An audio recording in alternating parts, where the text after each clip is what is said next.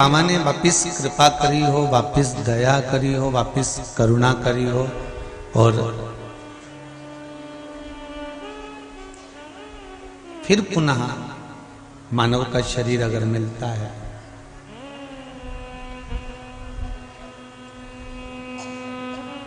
तो बाबा से एक प्रार्थना जरूर करना कि बाबा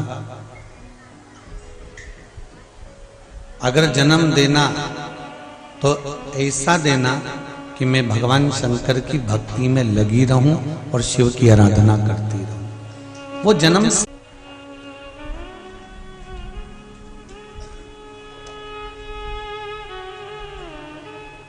मोदी जी हम पहले कथा में कहे हैं कि फैक्ट्रियों के मालिक होना सरल है पर दिल के मालिक होना कठिन है, क्योंकि किसी के घर में और किसी के दिल में घुसना बड़ा कठिन है। किसी के हृदय में और किसी के घर में प्रवेश करना सबसे कठिन काम। एक अच्छे से अच्छा राजा भी अपने राज्य में राज करता है। आदरणीय सांसद महोदय भी बैठी हुई हैं, तो एक अच्छे से अच्छा बिहार क्षेत्र की, तो एक अच्छे से अच्छा राजा भी अपने राज्य में राज करता है, पर उस राजा का सबसे बड़ा गौरव कब होता है? जब वो अपने राज्य में रहने वाले प्रत्येक मनुष्य के दिल पर राज करे, प्रत्येक मनुष्य के दिल पर राज करे।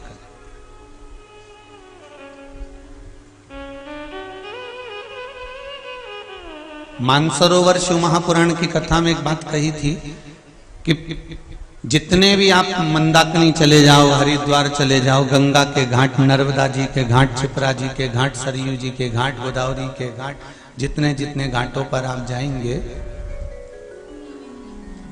जितने जितने घाटों पर, यमुना जी के घाट पर, गोदावरी के घाट पर, गंगा के घाट पर, मंदाकिनी के घाट पर, जितने जितने घाट पर आप पहुंचेंगे उतने उतने घाट पर आपको एक घाट जरूर मिलेगा जिसका नाम राम घाट होगा।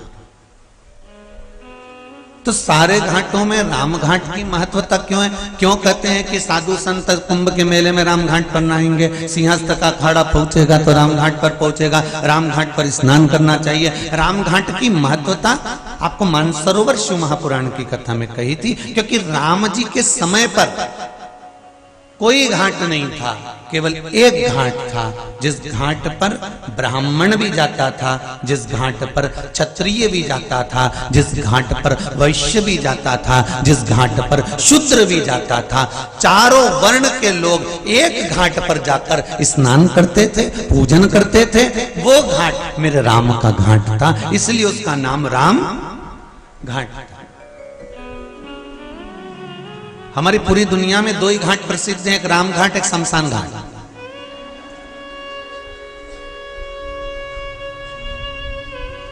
शुरुआत में राम है, एंड में शंकर है? दो ही घाट प्रसिद्ध है।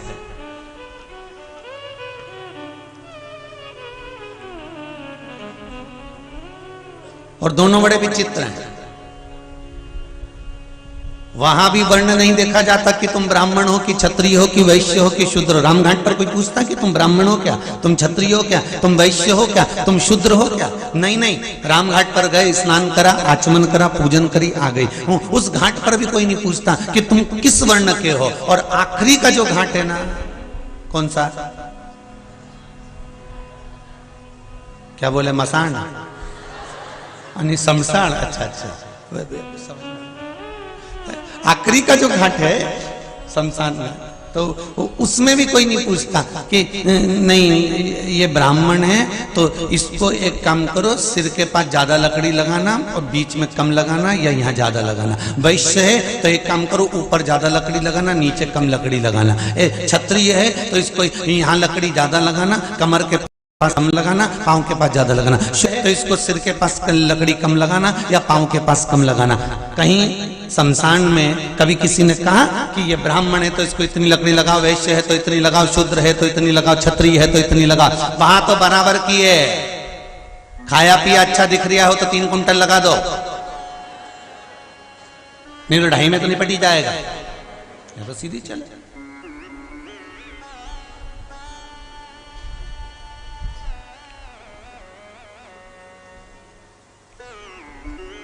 इसलिए आप लोगों से भी कहते हैं थोड़ा अच्छा खाया पिया करो, जरा चकाचक करो, कम से कम लकड़ी तो 3 लगे, नहीं तो मालूम पड़े 2-2.5 में निपट जाए फुर फुर करके। देखो सीधी सीधी बातें। अभी होली का त्योहार आ रहा है, सवेरे पूजन करने जाते हो ना होली जलने के बाद में, और वहां पे तुम्हें लकड़ी नहीं मिलती, अंगारे नहीं मिलते, तो दिल कितना दुखता होगा तुम्हारा, ईमानदारी से बोलो हैं। तो तुम भी कहते हो कि कितनी कम लकड़ी लगाई, बापड़ा ने बता होली जलाई इतनी सी लकड़ी लगाई, और इतनी सी लकड़ी लगाई ना फुर फुर रात के ही हो गई। थोड़ी ज्यादा लगाते तो उसमें अंगारा मिलता, फिर तुम झारा में भर के लाते और होली की पूजन करते, तो लकड़ी थोड़ी ज्यादा लगे तो होली पे भी मजा आए। तो आखिरी में वही 2 सवा 2 और ज्यादा दुबला हो तो के लगाओगे, नहीं लगाओगे एक ही बात।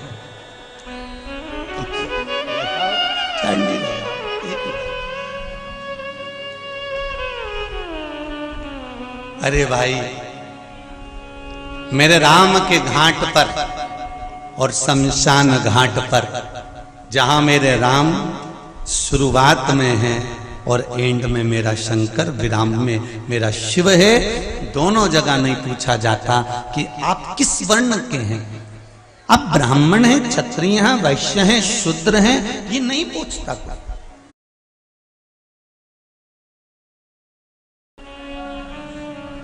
वहां तो केवल एक ही है, केवल। फिर वो नहीं देखता कि कौन आया। अंत समय प्रभु आना पड़ेगा, वचन दिया तो निभाना पड़ेगा। आए ना आए प्रभु कुटुंब कबीला, आए ना आए प्रभु कुटुंब कबीला। भगवान कोई आए चाहे ना आए, अंत समय प्रभु आना पड़ेगा, अंत समय प्रभु आना पड़ेगा। अब कितनी जोरदार बात की कि अंतिम समय में लोग राम नाम लेते हैं, कृष्ण नाम लेते हैं, शिव नाम लेते हैं, भगवान का नाम लेते हैं, भगवान का भजन करते हैं। कभी तुमने सुना कि मरने वाले व्यक्ति से कहा हो कि एक बार और अंतिम समय में व्हाट्सएप चला ले? कोई कह दे कि तेरे प्राण छूटने वाले, केवल 1 मिनट रिया, और बहू सास से कह दे मम्मी एक बार चला के। बहू भी सास से कहेगी राम राम बोल के जा, कृष्ण नाम बोल के जा, शिव नाम बोल कर जा।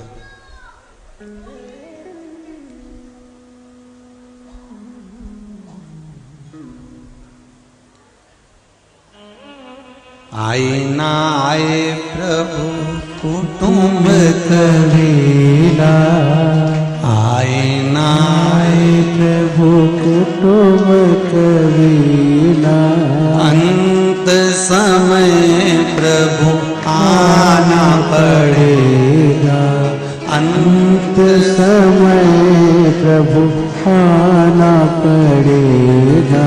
ओ वचन दिया तो निभाना पड़ेगा, वचन दिया तो निभाना पड़ेगा। अगर भगवान वचन देते हैं तो निभाते हैं। शिव महापुराण की कथा कर रही है कि आप भगवान की भक्ति में रम रहे हो। भगवान ये कभी नहीं देखता कि तुम ब्राह्मण हो कि क्षत्रिय हो कि वैश्य हो कि शूद्र हो।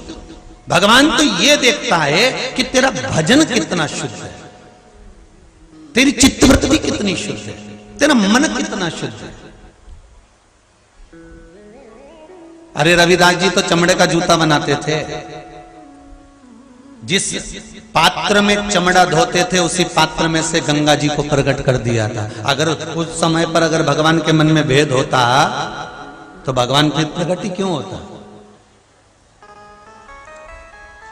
आज के जमाने में दुनिया के लोग हिंदू धर्म को तोड़ने में लगे हुए हैं। उन्होंने कह दिया कि शूद्र अलग है तो क्षत्रिय अलग है तो वैश्य अलग है तो ब्राह्मण अलग है। कभी वेदों को उठाकर देखना, कभी हमारे हिंदू धर्म के वेदों को खोल कर देखना, उसमें एक ही चीज लिखी है कि सनातन धर्म के अंतर्गत सब मनुष्य है। क्या है? सब मनुष्य। और सनातन धर्म के अंतर्गत कोई मनुष्य तत्व से दूर है ही नहीं, सब मानव।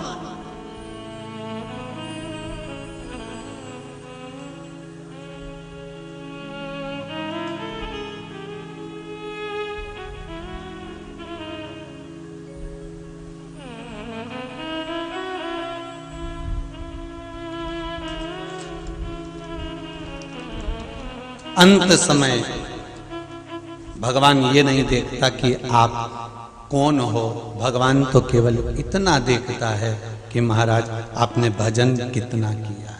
और बहुत सावधानी से सुनना, ये कथा को बड़े स्मरण में सुनना। अंतिम समय में कितने ही तुम्हारे घर में तुम्हारे रिश्तेदार, कितने ही धनपति करोड़पति हो, पर अंतिम समय तो अंतिम समय होता है। अंतिम समय में कोई साथी नहीं होता, अंत में केवल वो ईश्वर परमात्मा, मेरा शंकर, मेरा राम, मेरा कृष्ण ही साथी होता है, उसके सिवा कोई नहीं होता।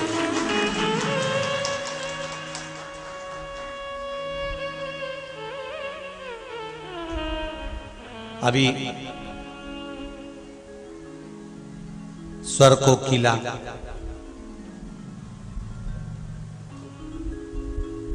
लता दीदी शांत हुई, माता सरस्वती के चरणों से निकली थी, माता सरस्वती में ही समाहित हो गई। लता दीदी मंगेशकर उसी में समाहित। व्हाट्सएप पर, फेसबुक पर उनके अंतिम समय के फोटो चले, आप लोगों ने भी देखे होंगे।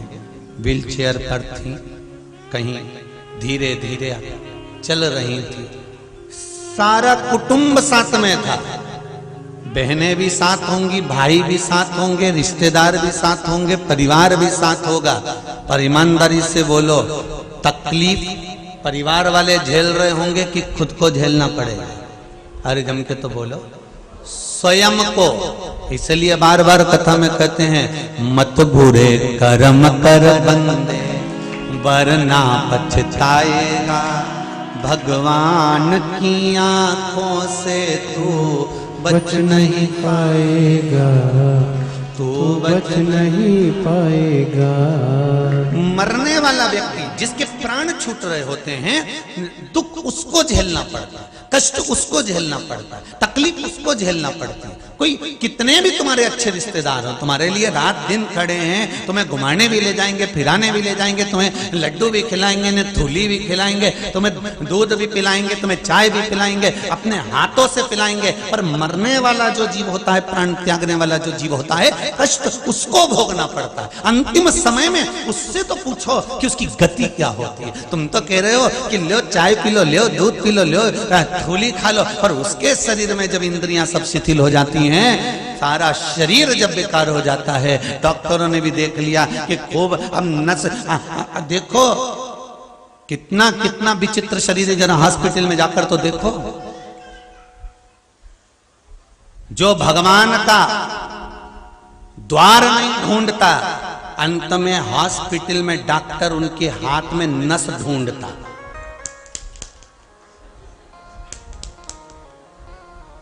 फिर परिवार वालों से कहते जम के पकड़ो, जरा अच्छे पकड़ो, और जम के। और शरीर में हड्डियां ही हड्डियां हैं, मांस बचा नहीं है। डॉक्टर कह रहा है देखो नस दिखी नहीं रही है, ई हाथ में देखो, ई में दिखेगी। एक दिखी डॉक्टर साहब, बस उसी को देखना है, सुई उसी में लगा दी। अब पड़ा हुआ है, आंखों से आंसू बह रहा है, केवल उस ईश्वर को याद कर रहा है। मैंने तेरा द्वार नहीं ढूंढा, इसलिए डॉक्टर मेरे शरीर में नस ढूंढ रहा है। तेरा द्वार ढूंढ लेती तो तू ये पलंग पर मुझे पटकता नहीं, सड़ने नहीं देता, डायरेक्ट लेकर चले जाता। द्वार ढूंढना उस परमात्मा, और जिसने मेरे परमात्मा का द्वार ढूंढ लिया, जिसने मेरे शंभु मेरे शंकर का द्वार ढूंढ लिया, जिसने शिव भक्ति को ढूंढ लिया, फिर अंत समय में भोगना नहीं पड़ेगा, क्योंकि तुम्ही ने दर्द दिया है, तुम्ही दवा। अंतिम बिंदु उसी का है। सुख वो देगा, दुख वो देगा, कष्ट वो देगा, जो कुछ देना है ये उसके हाथ। पर आदत हमारी बुरी है ना, हम अहंकार को थोड़ा सा झलका देते हैं।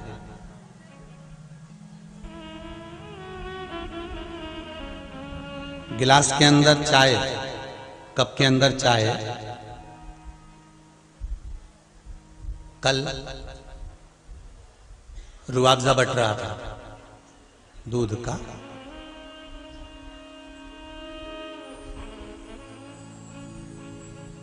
पनीर फैक्ट्री वालों के यहाँ की कथा है, तो रुआवजा तो बट नहीं है, तो दूध का रुआवजा बट रहा था, हम देख रहे थे, तो एक बापड़ा बेचारा यूं पी रहा था, और पीते पीते दूसरा इधर से आ गया।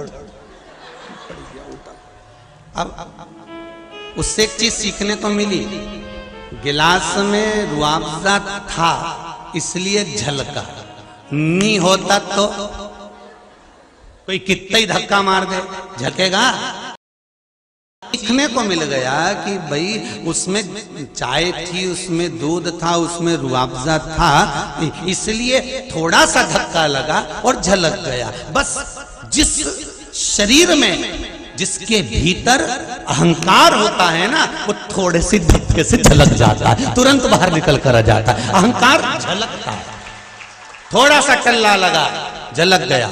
जरा सी किसी ने कुर्सी नहीं दी, ने बैठने का नहीं बोला, ने धक्का लगा। जानते नहीं हो, पहचानते नहीं हो, मतलब चाय भरी है, रुआवजा का गिलास जोरदार है हो, तो रुआवजा का गिलास जोरदार है तो मतलब धक्का लगा, और धक्का लगा तो बहुत ध्यान देना महाराज जी। जब जब किसी व्यक्ति के मुख पर आ जाए कि तुम मुझे जानते नहीं, अभी तुमने मुझे क्या जाना है, तुम मुझे पहचानते नहीं हो, अभी तुम मुझे जानते नहीं हो, जरा जरा सी बात में अगर तुमको धक्का लग रहा है, थोड़ा सा किसी ने कुछ कहा, धक्का लगा और झलका, तो समझ लेना गिलास बहुत भर चुका है, बहुत भर चुका है, चाय बहुत भर चुकी है, अहंकार बहुत भर चुका है। ये अहंकार को थोड़ा सा खाली करना पड़ेगा, हमको थोड़ा अभिमान नीचे दबाना पड़ेगा।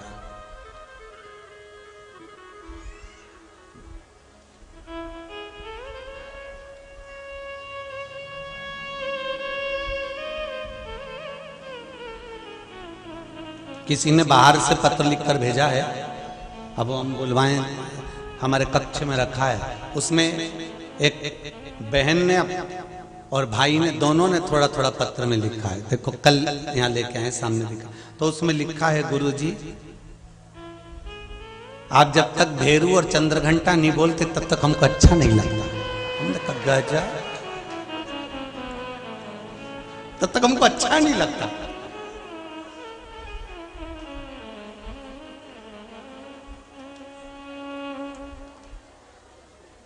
उन्होंने अपना नाम भी लिखा है? सबसे पहले लिखा आपका भेरू, आपकी चंद्रघंटा, और नीचे अपना देखो सर में पलंग पे रखा होगा पत्र, ढूंढो जरा, हम जो किताबन पढ़ते हैं उसमें रखा होगा, देखो जरा अगर मिल जाए, उसमें लिखा मिल जाएगा है आपका भेरू, आपकी चंद्रघंटा, और नीचे उन दोनों का नाम भी लिखा है। औरंगाबाद से आया है शंभू, शिव कृपा ही ऐसी करुणा। शंभो शरणे पड़ी, मांगू घड़ी रे घड़ी, दुख काटो दया करी, मैं दर्शन